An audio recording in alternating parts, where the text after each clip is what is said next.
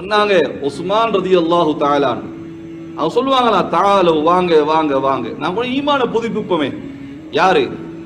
உஸ்மான் ரலியல்லாஹு தஆலா சொன்னாங்களா ரசூலுல்லாஹி அலைஹி வஸல்லம் அவங்க, உஸ்மான் ரலியல்லாஹுடைய ஈமான ஒரு கபீலா, ஒரு கோத்திரத்துக்கு பங்கு வச்சு கொடுத்தா அந்த முழு கோத்திரம் சொர்க்கம் போனான்.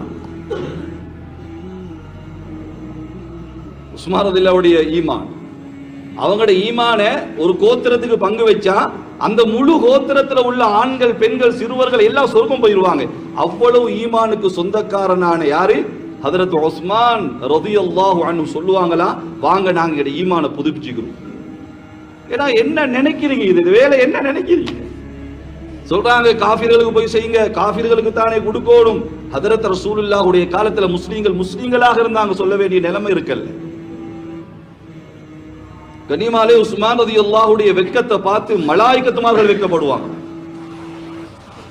கேட்பாங்களா, ஏன் இப்படி சொல்லுவாங்களா, நான் உங்கள்கிட்ட வெட்கப்படுறது குறைவு, மறைவாக நான் தனிமையில் இருக்கும் பொழுது வெட்கப்படுவது அதிகம்டுவாங்க.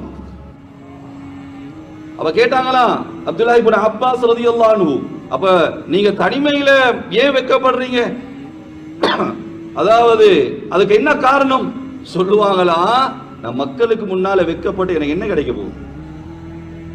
மக்களோட கையில, மஹ்லூக்குட கையில சொர்க்கமும் இல்ல நரகமும் இல்ல, மஹ்லூக்குட கையில அதாபும் இல்ல ரஹ்மத்தும் இல்ல, மஹ்லூக்குட கையில ஒன்றும் இல்ல. இவங்களுக்கு முன்னால நான் வெட்கப்படுறதை விட எல்லாத்துக்கும் சொந்தக்காரன் அல்லாஹ்விட முன்னால தான் வெட்கப்படணும். சொல்லுவாங்களா, ஒரு பாவிக்கு அடையாளம் மக்களுக்கு முன்னால வெட்கப்படுவான், அவன் விஷயமா அதாவது தனிமையில வெட்கப்பட மாட்டான். ஆனா மூமினுக்கு அடையாளம் தனிமையில வெட்கப்படுவான், ஏன்னா அல்லாஹ் பார்க்கிறான், அவன்கிட்ட எல்லாம் இருக்கு. சொர்க்கம் நரகம் மன்னிப்பு ரஹ்மத்து மக்ஃபிரத்து எல்லாம் இருக்கிற அல்லாஹ்க்கு முன்னால நாங்க வெட்கப்படுவோம் என்று உஸ்மான் ரலியல்லாஹு தஆலான்னு சொல்லுவாங்களாம்.